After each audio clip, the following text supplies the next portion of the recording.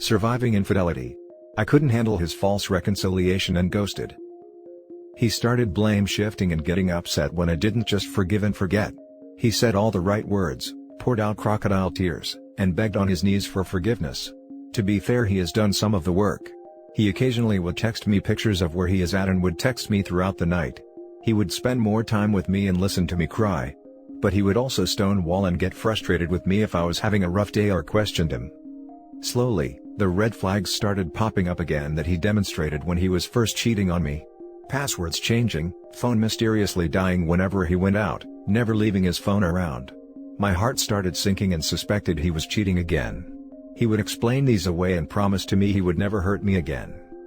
I was in denial and had conversations over and over again with him respecting my boundaries. Letting me know when he goes out, who he is with, and checking in with me throughout the night. Really freaking easy. On Friday night, he turned his phone off when he went out again and all my calls went to voicemail until the next afternoon. I had a mental breakdown and realized I couldn't deal with this anymore. I was an anxious mess and was calling and texting him all night. I cried myself to sleep. His phone was off the entire night. I blocked his number, all social media, his friends and family, on everything. I had my family block him as well. When he realized I blocked him the next day, he started calling me from unknown numbers and showed up to my place. I held strong and didn't answer or respond. He left voicemails claiming his phone has just died and he was doing the work to earn back my trust.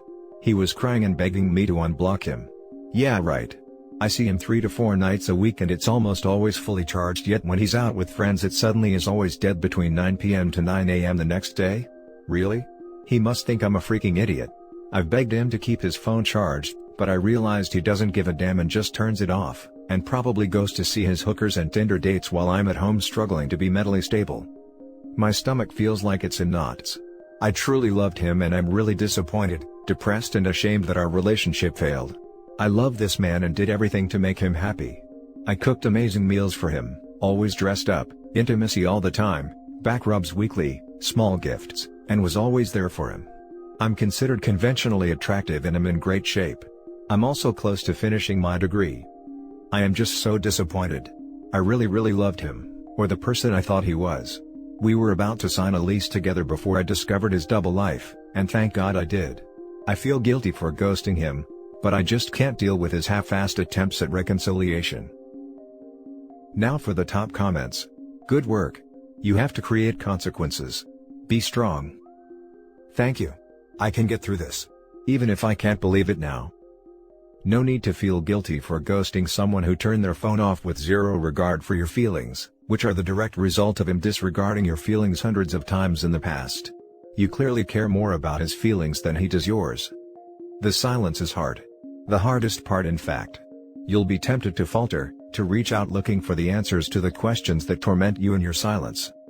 Get a lifeline, someone to reach out to when you're at the bottom of that pit. It'll prove very useful in your recovery. But above all, keep your head up and stay strong. It took guts to do what you did, and that makes you brave.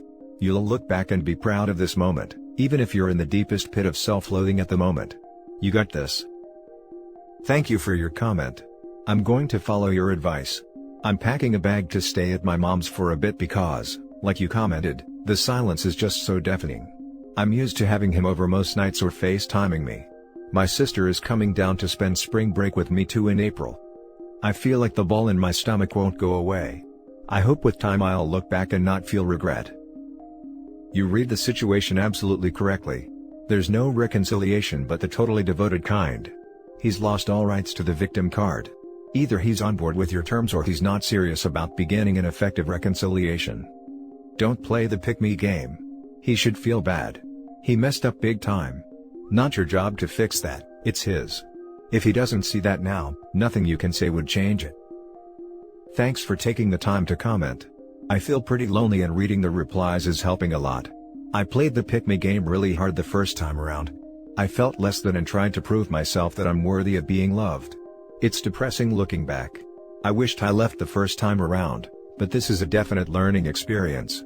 Your comment helped me put things in perspective. Much love to you. The next story is titled, Letting Go Was the Best Thing I Could Have Done for Myself.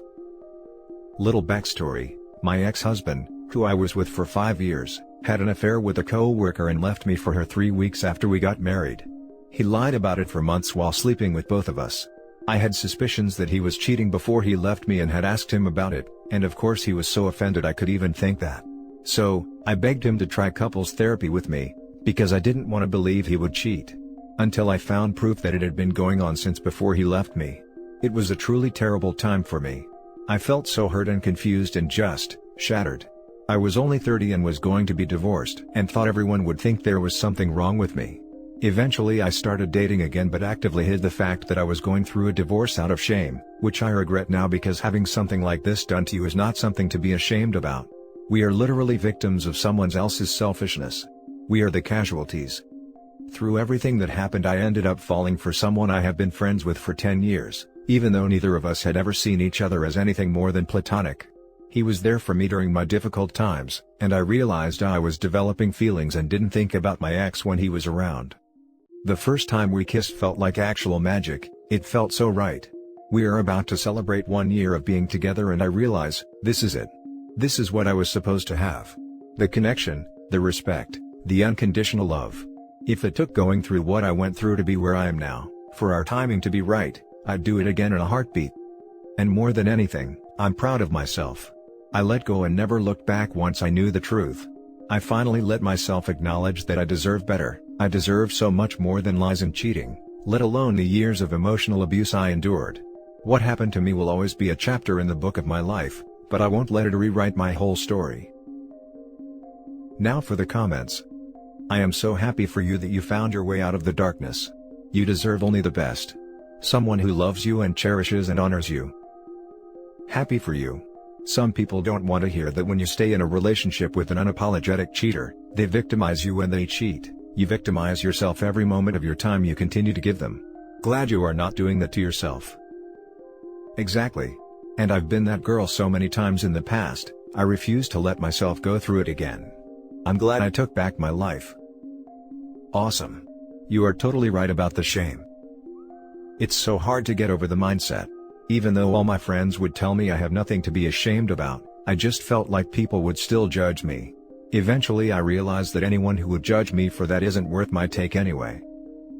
I love this so much. I am so happy for you and reading this gives me hope. You should have hope. You deserve so much more than what was given to you and there are so many people out there who are also just as loyal as you are. Now for the last story. I walked in on my husband cheating on me last weekend and now I'm a mess.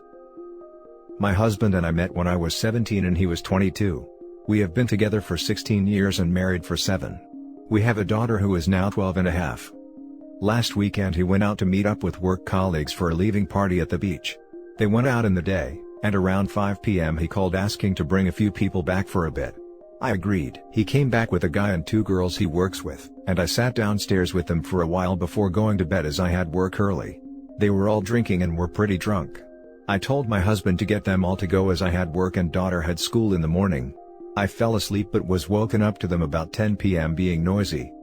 Again, I messaged my husband and he came upstairs. He said he was asking them to leave.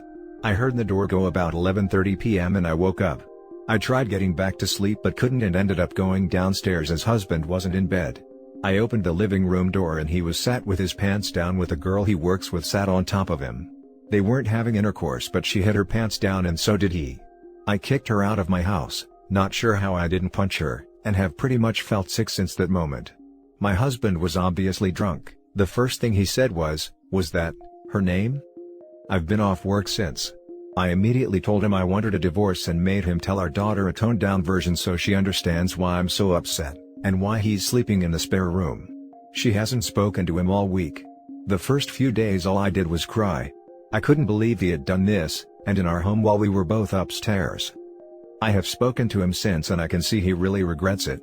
He said that he was so drunk he didn't know what was going on, but remembers seeing them all out of the house so she must have come back in. I've checked his phone while he was sleeping and there's nothing untoward on there. He says this girl repulses him which I think makes it worse somehow. Now I feel like I have all of this pressure to decide basically what happens to our family. I have to decide whether I could move on from this or want to divorce him. This doesn't feel fair and I'm constantly thinking about it. I'm not sure if I could get past the image I have to want to be intimate with him ever again. I'm also not sure I can be a single parent or afford to live without him. I'm just a mess. Now for the top advice. It sucks having to be the responsible adult because your husband decided to be a dirtbag, doesn't it? Especially when you're hurting and your whole world is falling apart and he's just like, duh, I can't remember, duh, who was I naked with? Duh. Let me tell you how this plays out if you stay. He sees it as a pass. He's remorseful now, but if you don't get over it on his timeline, he gets angry. He throws it in your face that he can't even remember. What's your problem? You still have to see these co-workers. They'll know what happened. If he doesn't tell them, she will. Some will find it funny and laugh at your pain. Some will feel sorry for you that you were so humiliated. People will critique every aspect of you and your life and your family to determine why he did this, especially with a girl so repulsive. They'll talk about your body, they'll talk about the decor in your house, they'll theorize on what you're like in the bedroom and how it's probably your fault for being frigid or vanilla. You'll be expected to go to work events and socialize with these people, and smile while you eat the crap sandwich and they gossip about you behind your back. You'll die inside a little more each time you learn something new about what they said, or your husband rolls his eyes at you and tells you to get over it, he was drunk. You won't be the mother to your daughter that you want to be because of the betrayal trauma. You won't feel safe. You'll try to verify things to make yourself feel safe and heal, and you'll be called paranoid and crazy for it. This is a brutal thing to go through and I'm so sorry. I know how much it hurts. But if you stay and let him rug sweep it, this will destroy you. Even if you're open to reconciling later, you have to get out of this dynamic and away from these people. You have to save yourself and your child. Look up Champlady, read her book, read her blog. Read the comments from other people who have lived it. Learn what false reconciliation is so you can see it if it's happening. Learn about betrayal trauma so you aren't surprised by what happens to you while you go through this. It's a hard road, but you can get through it and thrive. Well, I had to say this. I reread it several times because it is so well put and true. If you ask him if he was assaulted and to press charges, see what his reaction is, that could tell you a lot. That's absurd. It will never hold in a court or even at the police station. Feel no pressure. He made that choice when he decided to cheat. Being drunk is no excuse. If it's a case of actual violation, it's not his fault. But that doesn't mean you'll be able to stay. Exactly, I still need to work out if I can move past the image I walked in on whatever happened. And that's it for this video, guys. If you have thoughts to share, leave a comment below. Don't forget to hit like and subscribe if you like this content. I'll catch you in the next one. Good day, everyone.